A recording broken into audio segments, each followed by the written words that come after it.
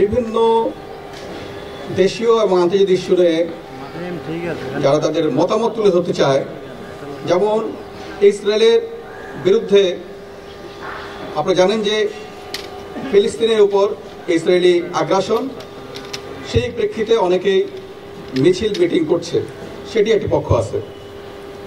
স্বাধীনভাবে আমরা যেটা দেখি সেটি হচ্ছে প্রত্যেকের তার যে নাগরিক স্বাধীনতা, সংগঠন করার স্বাধীনতা, যে কোনো অ্যাসেম্বলি হওয়ার স্বাধীনতা, সেগুলি আমরা দেখতে চাই। সেগুলি আমরা যেন এই বাংলাদেশে সে তার এটি স্বাধীনভাবে প্রয়োগ করতে পারে।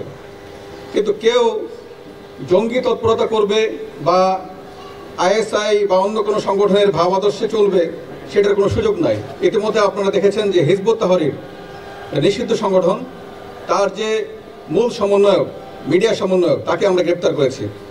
আমরা তথাকথিত পতাকা নিয়ে যারা হঠাৎ করে ঝটিকা মিছিল করেছে, সেই ধরনের 3 জনকে আমরা অ্যারেস্ট করেছি গত 2 দিন আগে।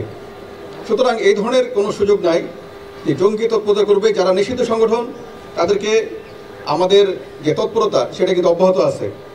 জামিন, এদের মধ্যে আমরা হিসাব করে দেখেছি যে যেসব জঙ্গির কথা বলা হচ্ছে এবং যারা জামিনের কথা বলা হচ্ছে, জঙ্গি এবং সন্ত্রাসী, এই জঙ্গি এবং সন্ত্রাসীদের জামিন কার্যক্রমটা অনেক আগে, বিগত সরকারের সময়ে তারা কোনো কারণে তখন বের হতে পারেনি, বের হয় নাই।